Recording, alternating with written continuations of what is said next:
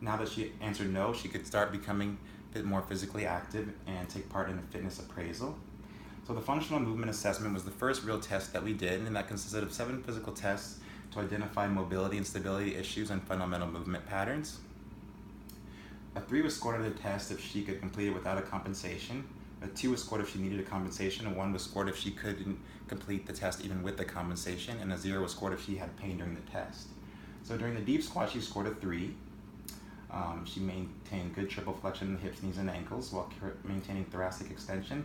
But on the hurdle step test, she exhibited inverted ankles and a hip abduction in the left leg, so we scored that a 2. During the inline lunge, which evaluates a person's ability to decelerate in space, she maintained a vertical dowel throughout the lunge, and she had no upper torso movement. The knee touched the floor well, so we scored a 3. During the shoulder mobility, there were some bilateral differences, so the right shoulder scored a 3 while the left shoulder scored a 2, meaning it was 1.5 hand lengths away from each other. The active straight leg, which tests dynamic hamstring flexibility, she scored a 3. And the trunk stability, she also scored a 3 by keeping her thumbs aligned with chin for the female body test while she lifted her body as a unit in the push-up-like position.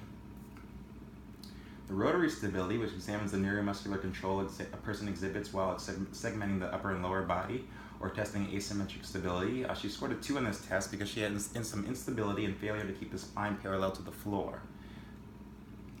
The diagonal test was then performed successfully. So now we're going to get on to the periodization plan, which will focus on helping Alicia increase lean muscle mass. This lean muscle mass will hopefully increase on a 4-pound gain over the total of the 8 weeks. By taking her body weight and body fat percentage week 1 and week 8, any increase in the week 8 subsequently without any increase in her body fat percentage will increase in lean mass gain. The FMS scores won't dictate what we do much on the training, but we will retest to see if there's any improvements. The linear model of periodization focuses on daily fluctuations in exercise loads while keeping the volume of exercise fixed. This model will utilize heavy initial workout days early in the week, followed by lighter days later in the week to account for DOMS pain.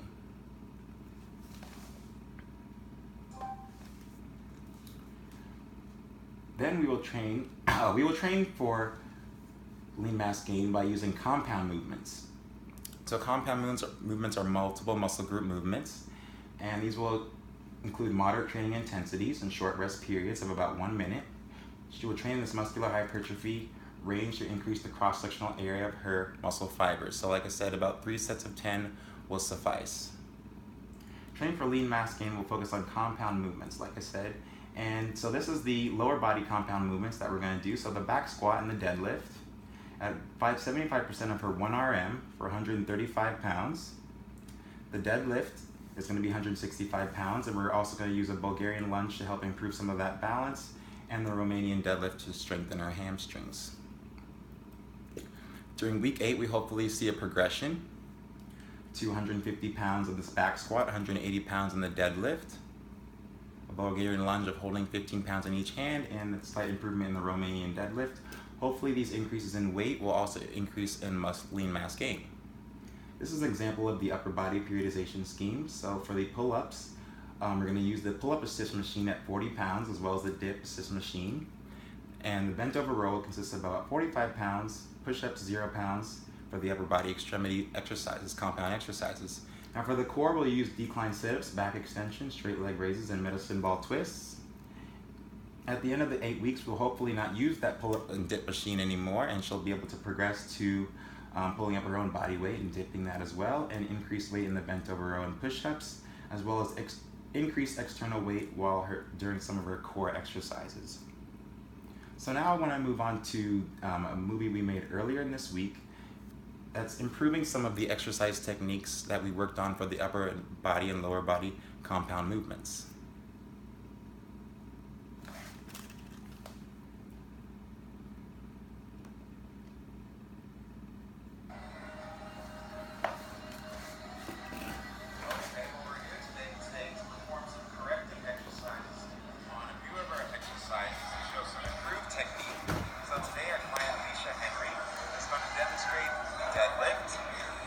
Set of deadlift at 135 pounds is going to include our previous technique, which had some flaws.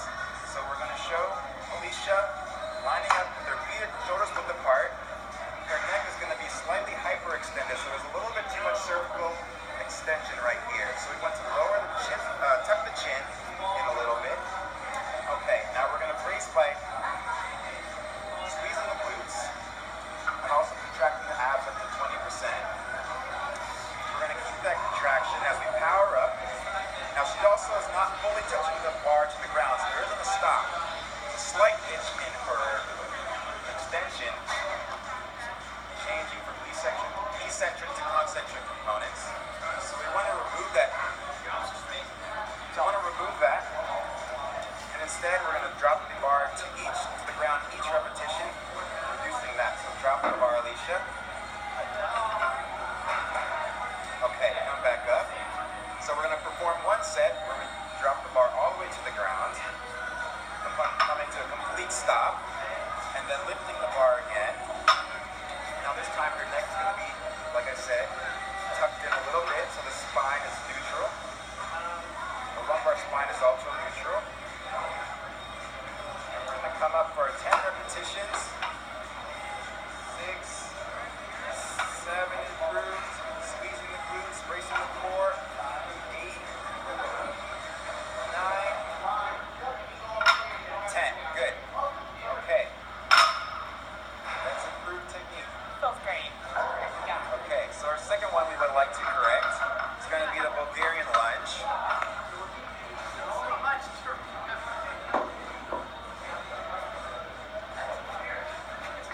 So this is another lower body compound movement that we're going to correct.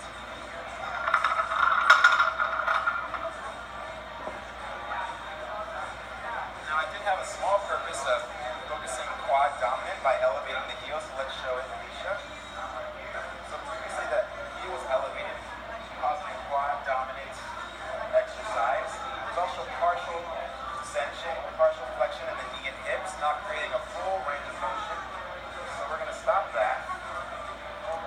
This time we're going to do a set where she puts her full heel fully on the ground, descends, so there's about 90 degrees flexion in her hip and knee. And we're going to be able to go much lower and get more out of that. Now if you're focusing on the quads and wanting more quad strength, you can keep the heel up, but for today to focus more on the glutes and the hamstrings, we're going to keep the heel down. Okay, that was great. Now we're going to focus on the upper body. So, let's take a look at the push-up.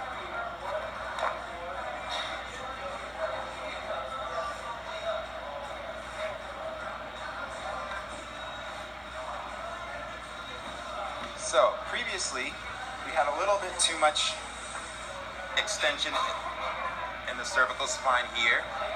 The thoracic lumbar was a little bit too extended there, and the hands were a little bit too close, forcing the biceps and triceps to have to work too hard in this exercise.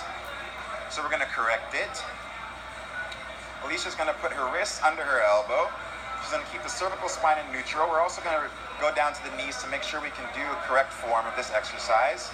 And as she descends, she's going to keep a more proper alignment between her wrist and her elbow. There's less thoracic extension. Her cervical spine is also straight, not extended. 10 repetitions. Okay, that's good, Alicia. Stop. Okay, much better. Now we're going to try one more, which is going to be the bent over row. So let's take the smaller bar.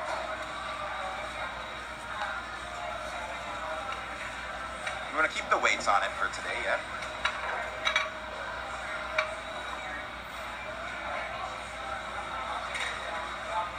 Okay, so previously the wrists, like I said, were a little bit too close, forcing the humerus to work a little bit too hard.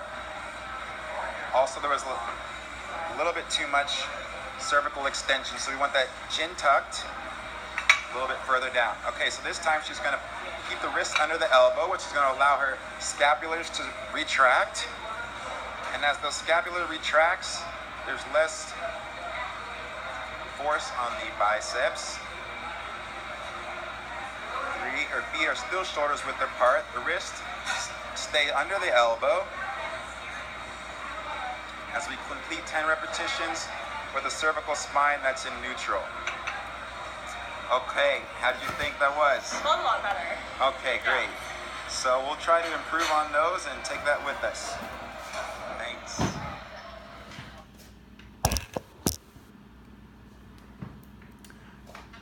Okay, well, I'm going to conclude the application and faith integration portion by talking about my hopeful career as a strength and conditioning coach in men's Division I basketball. And the functional movement screen to assess asymmetries or weaknesses that could lead to injury was really, important, and I really understood a lot from that. And so I want to use that to help me in the future, and so it was really a great tool. And so I also had an improved understanding of the mechanics and fundamental execution of a proper deadlift and squat. So everyone learns a lot about the squat and deadlift over time, but the two articles we learned definitely helped improve my knowledge. The two articles we read.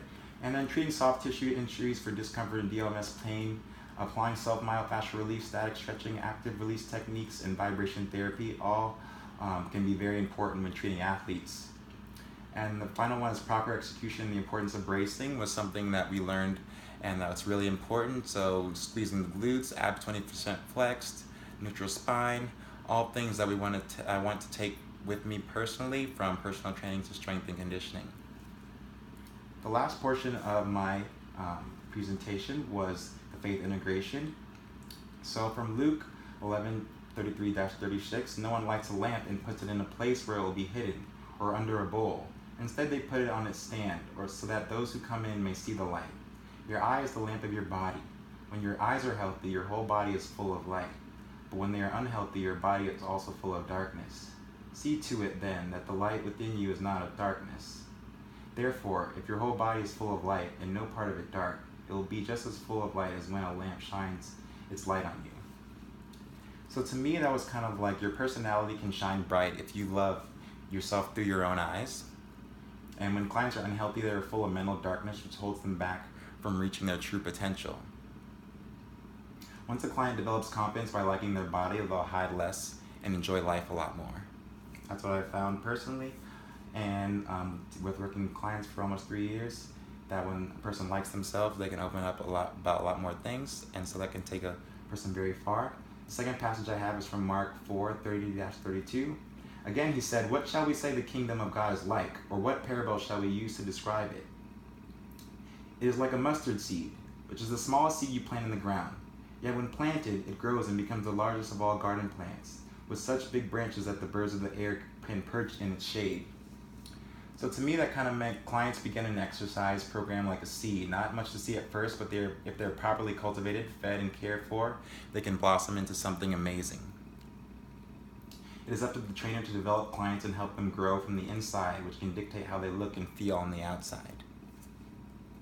And the final one I have is from Matthew 9:4-8. Knowing their thoughts, Jesus said, "Why do you entertain evil thoughts in your hearts? Which is easier to say, 'Your sins are forgiven,' or to say, 'Get up and walk'? But so that you may know that the Son of Man has authority on earth to forgive sins." Then he said to the paralytic, "Get up, take your mat, and go home." And the man got up and went home. When the crowd saw this, they were filled with awe, and they praised God, who had given such authority to men. So it's obviously a powerful moment, and it kind of brings into question, why does it seem easier to have doubt than it is to have confidence in God? Training someone with faith in the training principles that we've learned can improve their mobility and stability, maybe not to the extent that Jesus healing the paralytic did, but exercise and strength training can dramatically change the physical state of a client. So if you're working someone with some severe injury or disability, and you can really elevate their status and help them, just move easier and walk and go about their daily lives better, then that's something I want. But as you move it to basketball and strength and conditioning, elevating athletes and making them become better is even more elite of a skill, and I'm hoping to take that with me as I move on. So I really enjoyed this project, and I have one more page from some of my references that we used and that I used in this project, and I want to